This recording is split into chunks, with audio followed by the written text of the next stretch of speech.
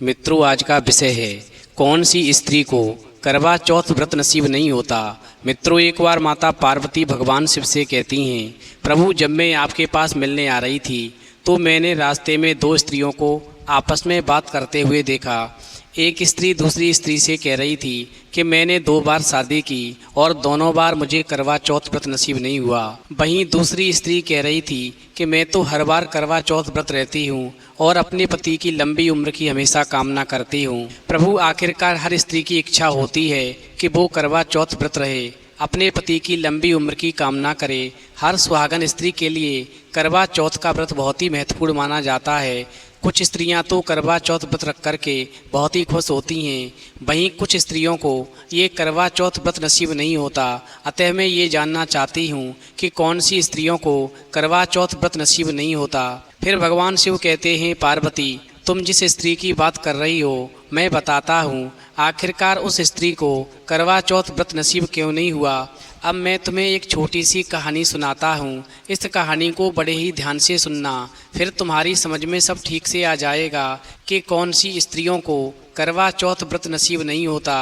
तो मित्रों, कहानी शुरू करने से पहले मेरा आप सभी से अनुरोध है कि आप हमारी कहानी में खो जाएं। उससे पहले हमारे चैनल को सब्सक्राइब करके बेल आइकन अवश्य दबा लें, जिससे हमारी हर वीडियो का नोटिफिकेशन सबसे पहले आप तक पहुंच सके और आप हमारी हर वीडियो से प्राप्त ज्ञान का अपने जीवन में लाभ उठा सकें। तो आइए कहानी शुरू करते हैं। भगवान शिव कहते हैं, पार्वती, बहुत समय पहले की बात है। एक नगर में एक विक्रम नाम का राजा रहता था।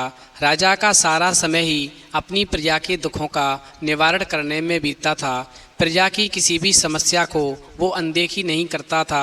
सारी समस्याओं की जानकारी राजा को रहे, इसलिए वो भेष बदल करके रात में पूरे राज्य में किसी ना किसी हिस्से में सारे राज्य में सारी रात घूमता रहता था। वहीं राजा की इस आदत का चोर और डाकुओं को भी नहीं पता था कि राजा भेष बदल करके सारे राज्य में रात्रि के समय घूमता रहता है और इसी वजह से उसके राज्य में अपराध की घटनाएं बहुत ही कम हुआ करती थीं। राजा विक्रम हमेशा यही सोचता था कि उसके राज्य से अपराध बिल्कुल मिट जाए, ताकि लोग निर्भय होकर के एक स्थान से दूसरे स्थान की यात्रा कर सकें और चैन की नींद सो सकें। भगवान शिव कहते हैं, पार्वती, ऐसे ही एक दिन राजा एक रात को भेष बदल करके राज्य के एक हिस्से में घूम रहा था। तभी उसे एक बड़े से भवन से लटकता हुआ एक रस्सा नजर आया। फिर राजा ने मन में सोचा कि मुझे पूरा विश्वास है कि इस रस्से के सहारे जरूर कोई चोर ही ऊपर की मंजिल तक गया होगा। और फिर राजा ऐसा सोच करके रस्से के सहारे ऊपर पहुंच गया, यानी उस मकान पर पहुंच गया। साथ ही राजा ने अपनी तलवार अपने हाथों में ले ली, ताकि चोर का सामना होते ही वो चोर को मौत के घाट उतार सके। राजा उस चोर की तलाश कर ही रहा था कि राजा के कानों में एक स्त्री की धीमी सी आवाज़ पड़ी। तो राजा सोचने लगा कि ये तो चोर कोई स्त्री है। और फिर ऐसा सोच कर के राजा उस कमरे की दीवार से सटकर खड़ा हो गया। फिर राजा ने सुना कि कोई स्त्री किसी से बगल वाले कमरे में जाकर के किसी का वध करने की बात कह रही थी। उसका कहना था कि बिना उसके पति का वध किए हुए किसी अन्य के साथ में उसका संबंध रखना असंभव है। तभी एक पुरुष बोला, मैं लुटेरा अवश्य हूँ, मगर किसी निरपराध व्यक्ति की जान लेना मेरे लिए संभव नहीं है। मैं हत्या किसी की नहीं करूँगा, तुम मेरे साथ चलो, कहीं दूर भाग चलते हैं। इस प्रकार वो चोर जो था स्त्री को अपने साथ में किसी सुदूर स्थान पर जाने के लिए कह रहा था और उसको विश्वास दिलाने की कोशिश कर रहा था कि उसके पास में इतना अधिक धन है कि बाकी बची जिंदगी वो दोनों आराम से बसर कर लेंगे। फिर तो चोर की बात सुनकर के वो स्त्री अंत में उससे दूसरे दिन आने के लिए बोली और कहा, मैं अपनी ससुराल से यानी सेठ के घर से सारा धन बटोर के तुम्हारे पास आ जाऊंगी, क्योंकि मुझे धन बटोरने में कम से कम 24 घंटे का समय लग जाएगा। भगवान शिव कहते हैं, पार्वती, इस प्रकार राजा समझ गया कि पुरुष जो है उस स्त्री का प्रेमी है तथा स्त्री उस सेठ की पत्नी है जिसका ये महल है। वहीं सेठ जो है बगल वाले कमरे में सो रहा है और सेठानी अपने सेठ का वध करवाने के लिए अपने प्रेमी को उकसा रही है। फिर तो राजा रस्सी पकड़ करके नीचे आ गया और उसके प्रेमी के आने का इंतजार करने लगा। वहीं थोड़ी देर के बाद में सेठानी का प्रेमी रस्से से नीचे आया तो राजा ने अपनी तलवार उसकी गर्दन पर रख दी और उसे बता दिया कि उसके सामने जो खड़ा है वो इस राज्य का राजा है। फिर तो वो प्रेमी जो था राजा के डर के मारे थर-थर कांपने लगा और प्राण दंड के भय से उसकी घिघी बंध गई। फिर जब राजा ने उसे सच बताने पर मृत्युदंड न देने का वायदा किया तो उस प्रेमी ने अपनी कहानी इस प्रकार बताई और कहा, महाराज, मैं बचपन से ही इस स्त्री से प्रेम करता था तथा उसके साथ में विवाह के सपने संजोए हुए थे। इधर तो मैंने अपनी इस प्रेमिका के साथ में शादी कर ली और जैसे ही शादी की तो मेरी प्रेमिका ने मुझसे कहा, यानी मेरी इस पत्नी ने मुझसे कहा कि मेरे गले में नौल का हार पहनाओ, इसके बाद ही मैं तुम्हारे साथ चलूँगी और तब तक मैं तुम्हारा अपने मायके में ही इंतजार करूँगी। महाराज, इस प्रकार मेरे पास भी बहुत सारा धन था क्योंकि मेरे पिता एक बहुत ही बड़े व्यापारी थे।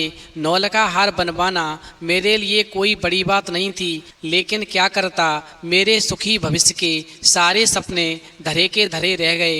एक दिन मेरे पिताजी का धन से भरा हुआ जहाज समुद्री डाकुओं ने लूट लिया। वहीं लूट की खबर पाते ही मेरे पिताजी के दिल को ऐसा धक्का लगा कि उनके प्राण निकल गए और हम लोग पूरी तरह से कंगाल हो गए। और फिर मैं अपनी तबाही का कारण उन समुद्री डाकुओं को मान कर के उनसे बदला लेने निकल पड़ा।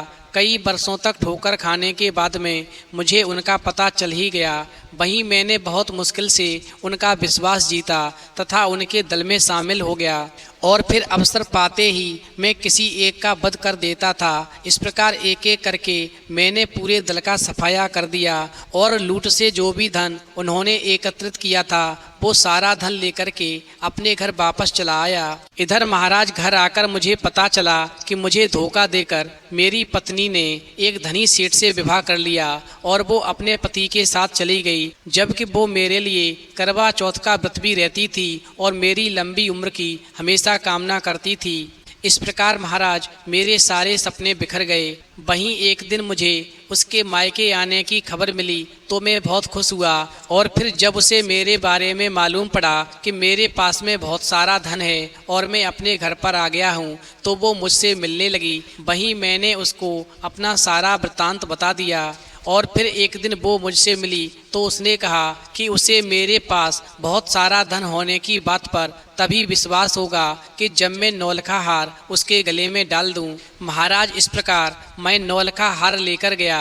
तब तक वो अपने पति सेठ के घर पर चली गई। वहीं मैंने नौलखा हार ला कर के उसे उसके पति के घर में पहना दिया तो उसने अपने पति की हत्या करने को मुझे उकसाया, लेकिन मैंने उसका कहना नहीं माना क्योंकि किसी निरपराध की हत्या अपने हाथों से करना मैं भयानक पाप समझता हूँ।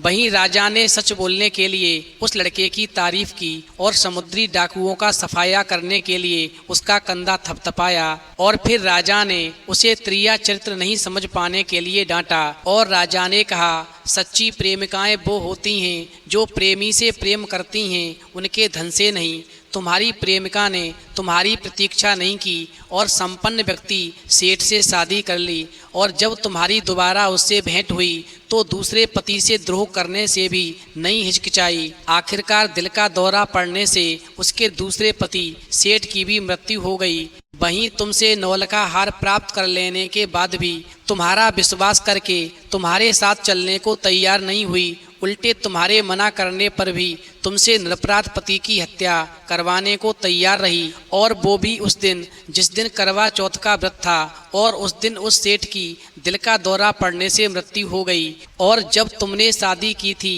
तो उसे नौलखा हार चाहिए था, तब वो तुम्हारे साथ में आती और तुम नौलखा हार की वजह से ही इधर से उधर भटकते रहे। हमेशा ध्यान रखना, ऐसी निष्ठुर तथा चरित्रहीन स्त्री से प्रेम करना सिर्फ विनाश की ओर ही ले जाता है। भगवान शिव कहते हैं पार्वती। और फिर राजा की बात को सुनकर के वो आदमी जो था रोता हुआ राजा के चरणों में गिर पड़ा और अपना अपराध क्षमा करवाने के लिए प्रार्थना करने लगा। और फिर प्रार्थना करते करते उस स्त्री का पहले वाला पति भी दिल का दौरा पड़ने से मृत्यु को प्राप्त हो गया।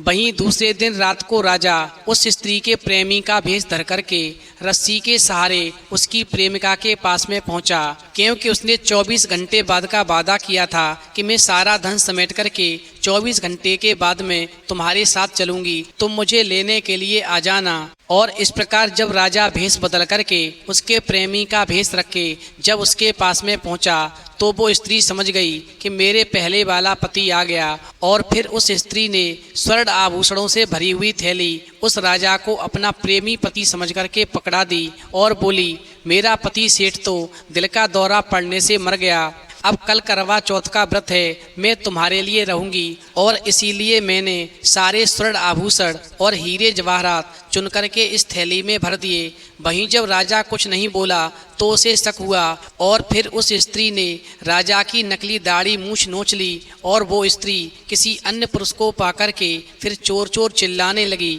और राजा को अपने पति का हत्यारा बता करके विलाप करने लगी। वहीं राजा के सिपाही और नगर के कोतवाल नीचे छिपे थे, वो दौड़कर आए और राजा के आदेश पर उस हत्यारी चरित्रहीन स्त्री को गिरफ्तार कर लिया। वहीं उस स्त्री को समझते देर नहीं लगी कि भेष बदलकर आया हुआ पुरुष कोई और नहीं, वो स्वयं इस राज्य का राजा है। और इस प्रकार राजा ने उस स्त्री को कैद खाने में डलवा दिया और इस कैद खाने में रहते हुए उसे कुछ महीने बीते थे। फिर करवा चौथ का समय आ गया और फिर उस स्त्री ने राजा के पास संदेश भिजवाया कि आज करवा चौथ व्रत है, मुझे अपने प्रेमी पति के लिए व्रत रहना है, कृपया करके मुझे कैद से आज़ाद कर दो या मेरे प्रेमी पति को मेरे पास बुलवा दो जिसने मुझे नौलखा हार दिया है। वहीं राजा के सैनिकों ने उसे बताया कि तुम्हारा पहले वाला प्रेमी पति भी दिल का दौरा पड़ने से मर गया और तुम्हारा दूसरा पति सेठ भी दिल का दौरा पड़ने से मर गया, अब तुम विधवा हो, तुम्हारी जैसी स्त्रियों के नसीब में करवा चौथ व्रत नहीं होता। फिर माता पार्वती कहती हैं, प्रभु मैं समझ गई, इसका मतलब ये है कि ये वही स्त्री है जो अपने दो दो पतियों की हत्यारिन है। और जो स्त्रियां चरित्रहीन होती हैं या जो स्त्रियां अपने पति का हमेशा अपमान करती हैं उनके नसीब में कभी करवा चौथ व्रत नहीं होता। तो मित्रों, यदि आपको वीडियो पसंद आई हो तो प्लीज़ आप हमारे चैनल को सब्सक्राइब करें और भगवान शिव और पार्वती के लिए एक लाइक करना बिल्कुल न भूलें।